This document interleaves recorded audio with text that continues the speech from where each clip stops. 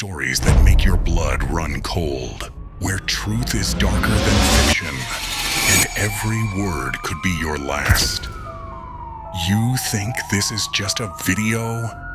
No, this is a warning. Welcome to the darkness.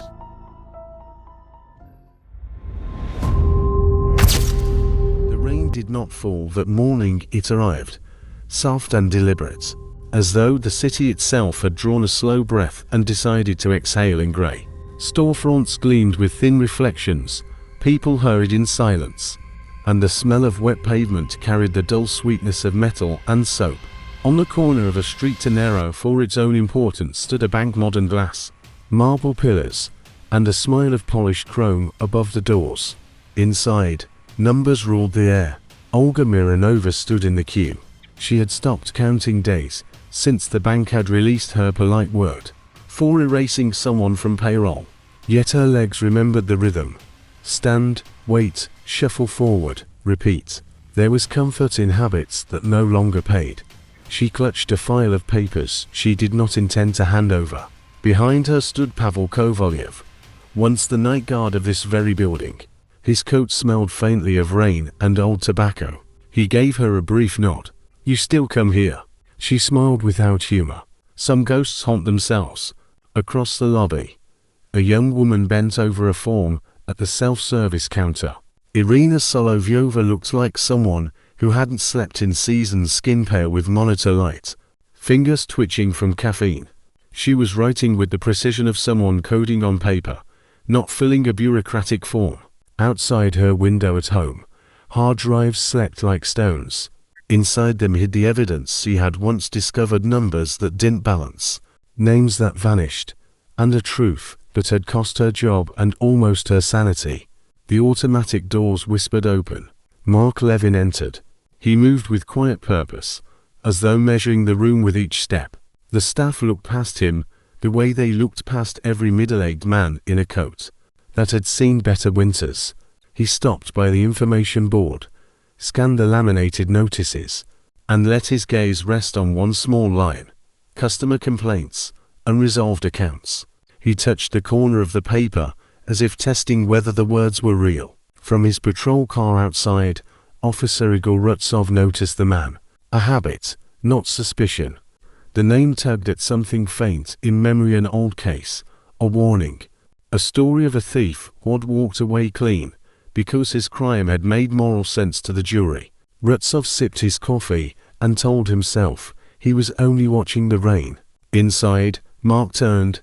Olga recognized him immediately, the man who once helped her carry groceries at the market years ago. The one with the tired kindness that never asked for anything back. He nodded to her. "You still keep time with them."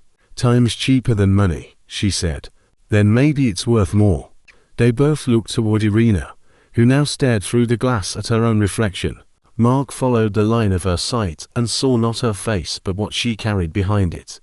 Something electric, contained, dangerous. He had found who he was looking for. That evening, 4 people met in an abandoned warehouse at the edge of the industrial quarter. The city's hum leaked through the walls like distant machinery. Mark laid a photograph on the table. A woman with short hair holding a child. "This is why we start." He did not explain further. Olga made tea. Pavel unpacked an ancient tape recorder. Irina opened her laptop and killed the Wi-Fi signal. They spoke little. They listened more. When the kettle clicked, Irina pressed record. "Say it," she told Mark. He drew breath as if opening an old wound. Because the system stole and called it loss. Because what they hide behind numbers has faces. Because justice forgot the weight of one. The tape whirred, catching the sound of rain on tin. The next morning smelled of asphalt and plans. Mark began collecting fragments. Maps, schedules, lists of names. Pavel described the bank's interior from memory, the guards' habits, the hours when cleaning crews came and left. Not blueprints, only rhythms of ordinary routine. Olga noted which clerks showed compassion and which recited rules like scripture. Irina traced the hidden roots inside the bank's digital veins, not to steal, but to find the buried truth of erased accounts. This isn't about money. Mark said. We're not robbing. We're reclaiming. Night fell early that week.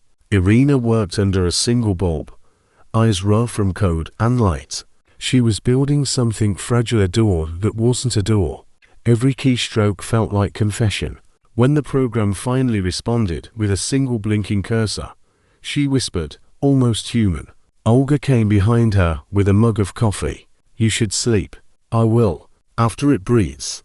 By dawn, Rutsov sat in his car outside the bank, reading an anonymous email that had arrived overnight.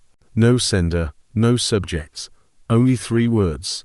Check your mother-in-law. Attached, a document, transactions, signatures, proof of accounts opened and closed under false names. He scrolled until he found one that bore hers. His stomach clenched. He realized he was already part of whatever was about to happen. When morning came, everything looked ordinary. The lobby smelled of coffee and plastic pens. At exactly 10:15, Olga entered carrying a folder of papers. At 10:17, Pavel took his place by the door. At 10:18, Mark stepped through the revolving glass. Outside, in a cough across the street, Irina sat with her laptop open, fingers poised above the keys. Ready? Mark's voice came through her earpiece. Now, she whispered. And the world held its breath. For a few seconds, nothing happened. Then the monitors inside the bank flickered. Receipts printed lines of names that weren't supposed to exist. Screens showed transfers reversed. Debts forgiven. Numbers rearranging themselves into something closer to honesty. Customers gasped, clerks froze. No one screamed. Truth doesn't sound like explosions, it sounds like silence where lies used to be. Olga slipped her folder onto the counter.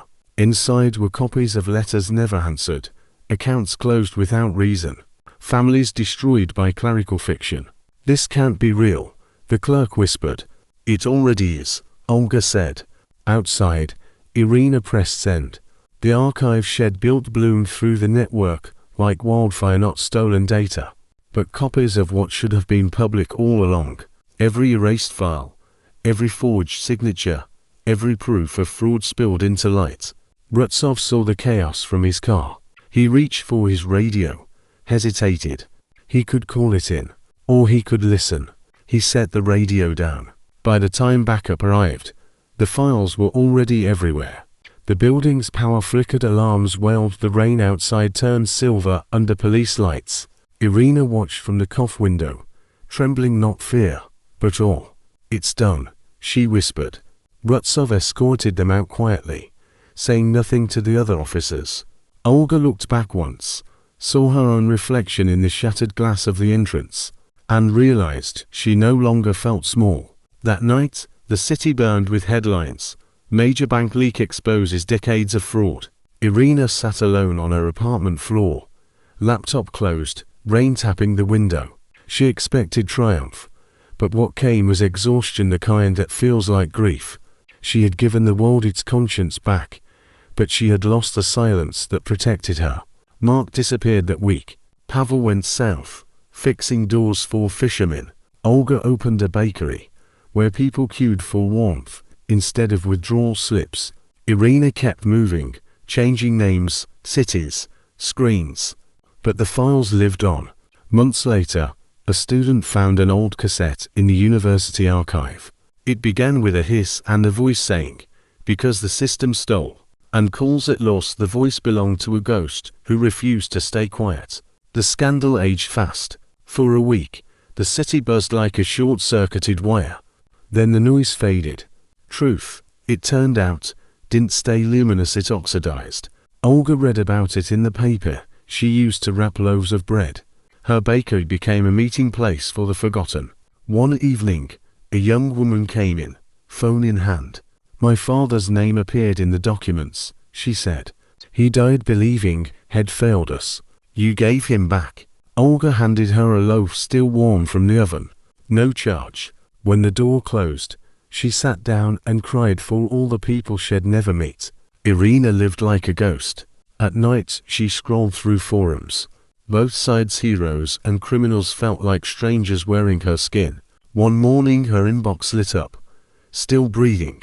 No signature, only coordinates. An old warehouse by the river. Igor Rutsov had resigned. He spent his days repairing clocks. When Irina appeared at his door, he said, "Thought you were smarter." She gave him a flash drive. They plugged it in. Among the files a recording neither had heard.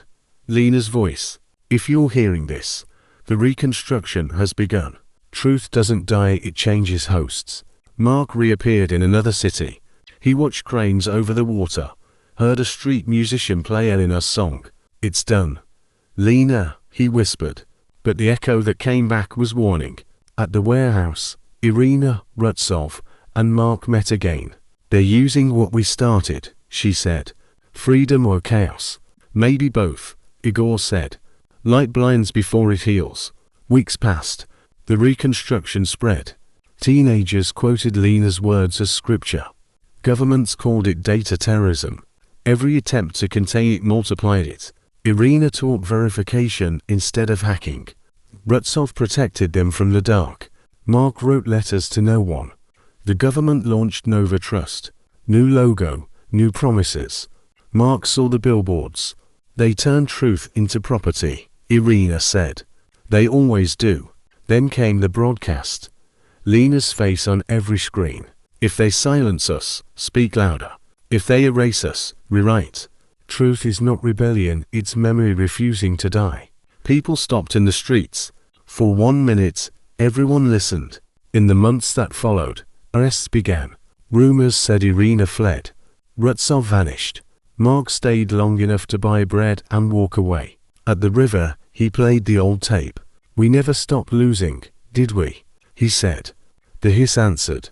Somewhere across the sea, a server blinked awake. On it glowed a line. "Truth v2.0, reconstruction complete." Then Lena's voice. "We are not the fire. We are the smoke that shows it happened." Nova Trust's blue eye glowed over the skyline. To most, it promised order. To others, it looked like memory repackaged for sale. Irina lived under another name, repairing radios by the sea. She received an encrypted message, no words, just coordinates. Mark waited by the river where the warehouse had stood. "You shouldn't have called," she said. "You came anyway. Do you ever wonder if we started the wrong fire?" "No," she said, "but I think we forgot water." Rutsov joined them. He brought proof. The new system built from their own code. They turned truth into entertainment. "Then we end it," Irina said. "No endings," Igor murmured. "Only echoes." They called it the burn. Over 3 nights they erased themselves from the net. At dawn Irina pressed enter. On millions of screens the emblem flickered, reshaping into a line. The archive belongs to no one. The story continues. Then silence. A day of chaos. Then routine again. People still queued for buses. Only something invisible had shifted. "You did it," Mark told her. "No," Irina whispered. "It did itself." Weeks later Olga received a photo. 4 figures in a warehouse, half blurred. On the back, "Bread still rises in the dark."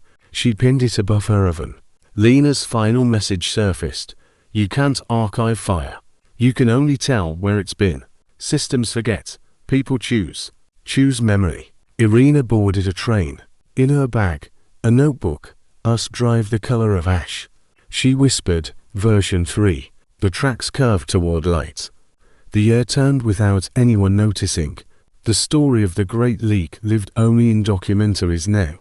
Olga's bakery thrived. She told children the truth was necessary. Irina repaired radios by the sea. Rutsov taught self-defense to children. Mark vanished into the mountains, writing on paper he later burned. One scrap drifted to the riverbank. Truth is a bridge you build, even if you know you'll never cross it. Decades later a professor played the old cassette for her students. "Because the system stole and calls it loss," one student whispered. "Who were they?" The professor smiled. "No one knows. That's why it worked." At night, the city lights reflected off the sea. Olga's bakery still stood. Irina's shop became a museum of sound. Igor's gym-trained generations, who learned to fight not from fear but from hope. Somewhere in digital space, The archive still pulsed, breathing like an old heart. A line of code appeared. You can't save the world. You can only teach it to remember. Late one evening, a radio on the shore caught faint static. Through the crackle came a voice almost lost in the wind. "We're still here." The woman walking her dog smiled, though she didn't understand. The horizon glowed faintly, as if lit from beneath. Light, still burning softer now, but steady. The kind of light that stays.